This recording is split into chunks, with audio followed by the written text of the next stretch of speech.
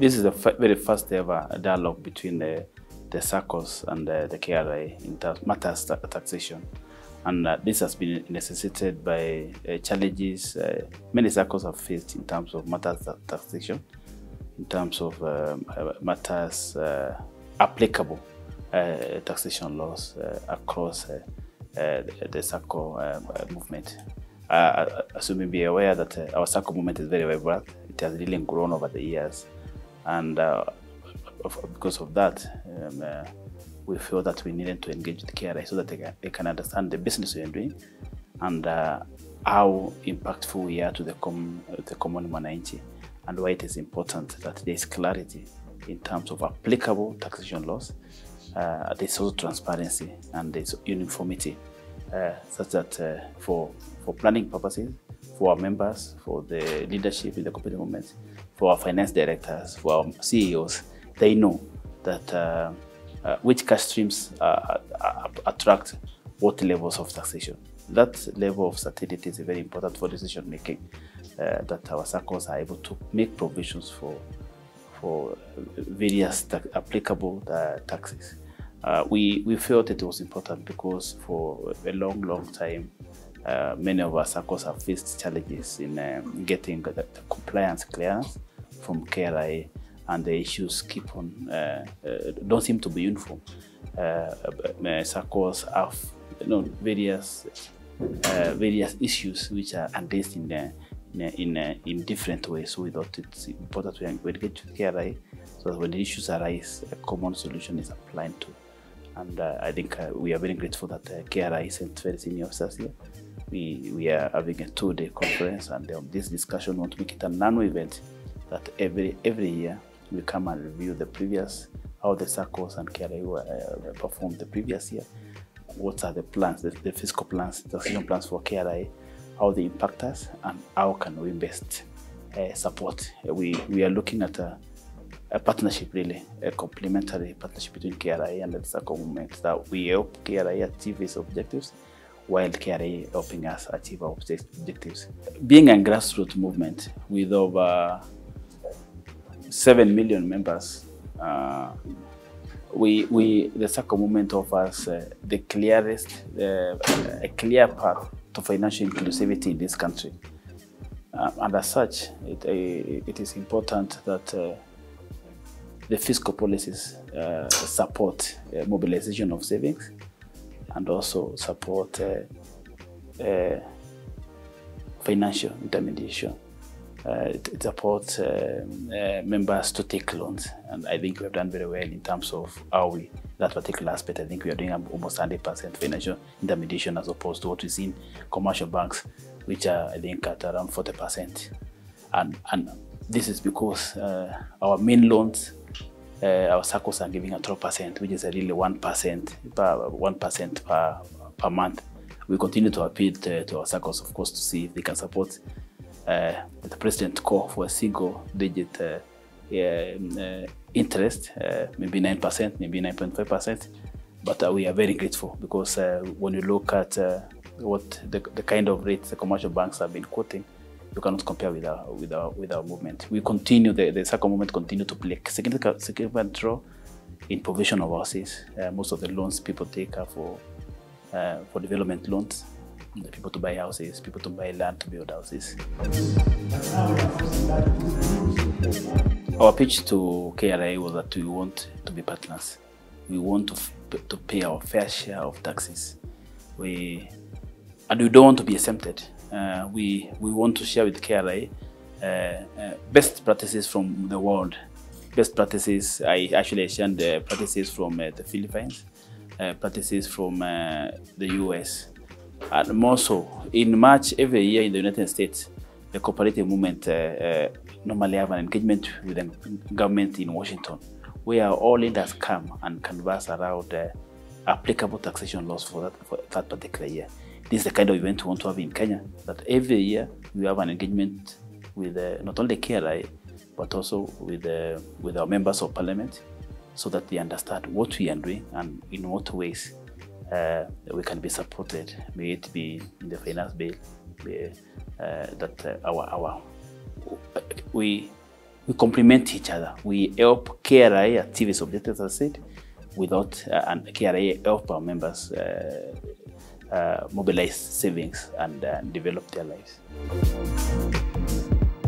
We must appreciate that our Saccos have really grown. In fact, if you look at the top 20 commercial banks in terms of capitalization, I think we have 4 or 5 Saccos in there, and so I think we have an obligation to ensure that the KRA sees us not as banks but as members organizations. The way we are looking at this is that the current Sacco law, the Sacco Act of 2008, we in the wisdom of our cabinet minister, and we are very grateful for what Honorable Oparanya has done. He formed a team led by leading experts in the cooperative, in the Sacco sector in the world, Malin Shield. He formed a committee of experts to look at that act. And we're also grateful that we got cabinet approval to amend that act. In fact, what we are looking at is that the mantra has been that we want a shilling in a bank to be as safe as a shilling in a Sacco. A shilling in a Sacco to be as safe as a shilling in a bank. But we must also agree that we have had challenges in the Sacco movement. Matters governance, matters how people's savings are treated. In the expectations from this review is that we expect to have an equivalent of what we have in the banking sector. We are talking about the regulation and the insurance. We expect to have a deposit guarantee fund. We expect that our members, when a Sacco goes down, our members have a fallback plan.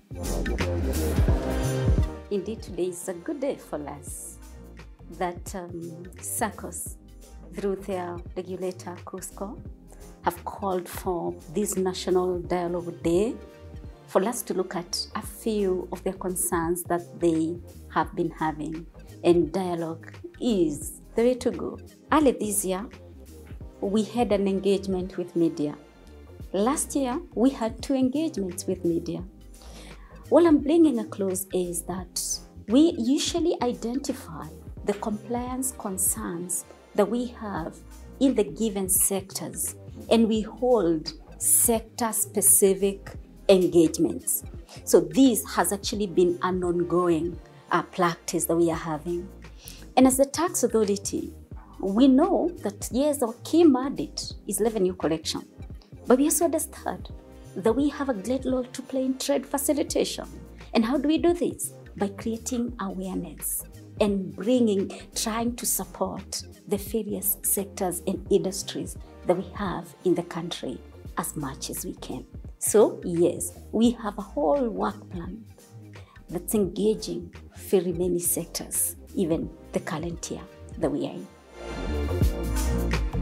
If we look into the main concerns that have brought us to this dialogue, and I highly like the fact that we are on a dialogue table, it's more of the interpretation of the law, where the Saccos are saying their law indicates a member is this. And then the income tax law in under section 19 is talking about these are the professions for a Sacco that operates this way or for a Sacco that operates that way. So that's basically why we are here. And it's a good time for us to actually understand then what is the way forward. Because actually, as the tax authority, we are implementing section 19 as it is written. This is not an ambiguity in law. It is basically the Saccos law describe members this way.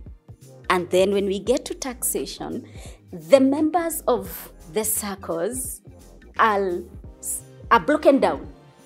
So in the tax law, then the law spreads and talks about when a Sacco has these people, when a Sacco has this. So it's actually not an ambiguity. I want to bring that clarity. It's not an ambiguity per se. It's the application. So the way a member is defined in the Saccos law versus the way the members are taxed. All the various Saccos are taxed depending on their membership in the income tax law. That's where the difference is. The role of Cusco is to be a voice of the financial cooperatives, which are Saccos in the country, and the issue of taxation. I think it involves almost all the Saccos because we hear their voices, we hear their complaints, and that's why we said KUSCO being the spokes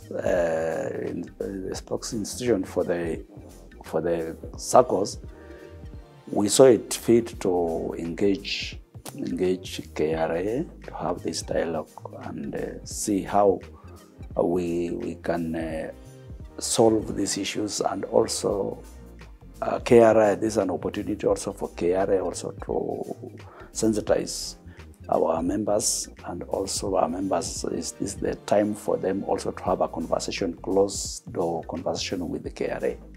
Normally, if you are alone and they say if you want to go far, if you want to move alone, you move fast, but you will not reach where you are going. But if you are a group, a collective, you want to move, then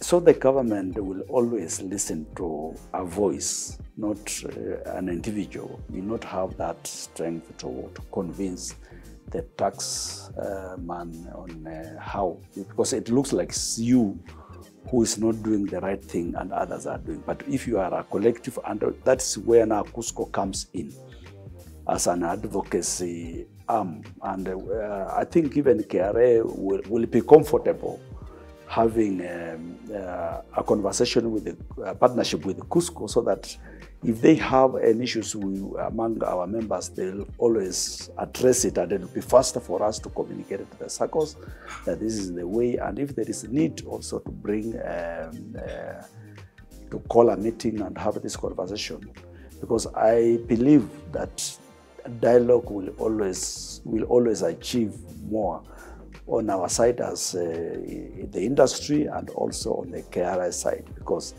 once our members also are sensitized and clarification is done by our members to the KRA using KUSCO, whereby we have also partnered with the PwC on taxation. So this brings us together, having a closed door conversation. And obviously, when you have a dialogue, you will come up with a solution, other than having an individual, whereby the end results will not be what you are expected. The reason for us having PwC as a partner on solving this issue of taxation is that some of our members might not be having the capacity to engage the kind of PwC services.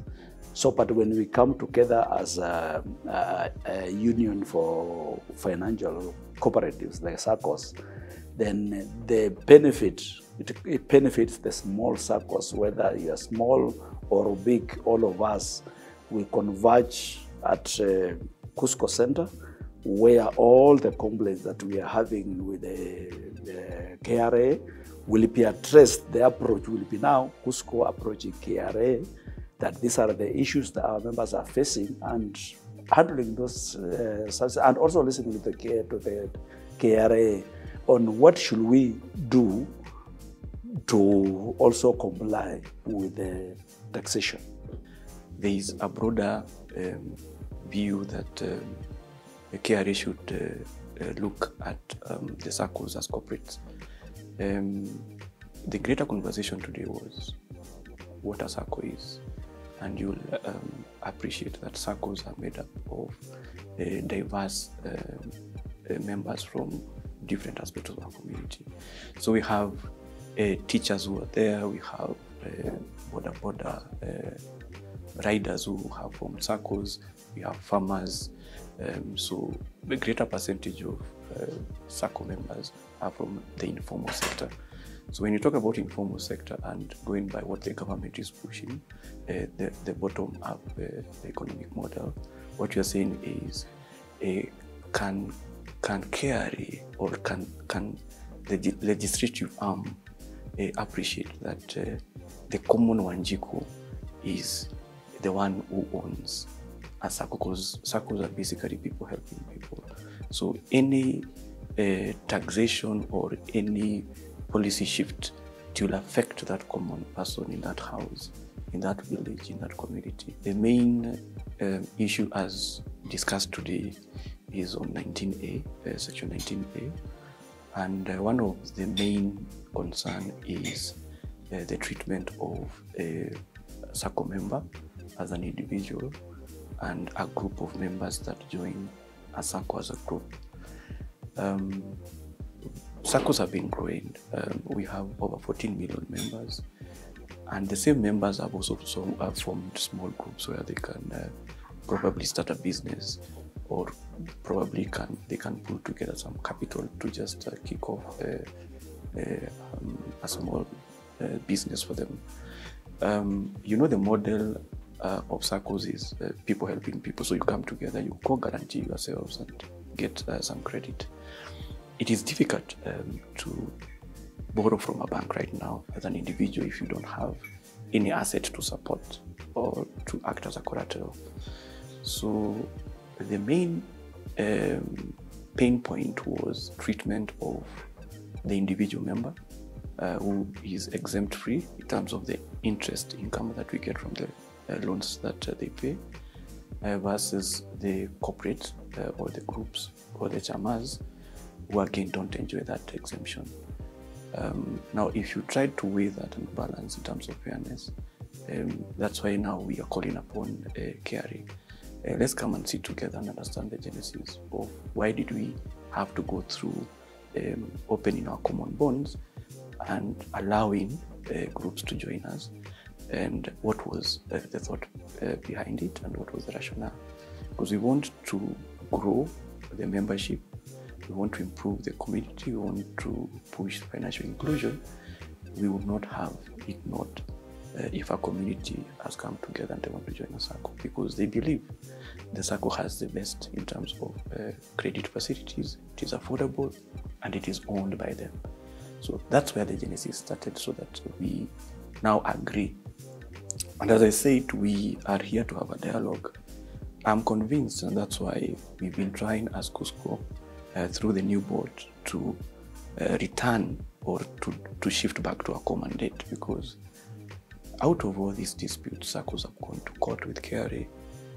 They are spending a lot of money, and these monies that they are spending is supposed to be directly benefiting their members, rather than fighting a policy position which an institution like Cusco, which is owned by Saccos, an advocate for Saccos, should be able to bring all the players together and have a common stand and a unified voice. Why Saccos have admitted groups is because of several things. One, the financial muscles.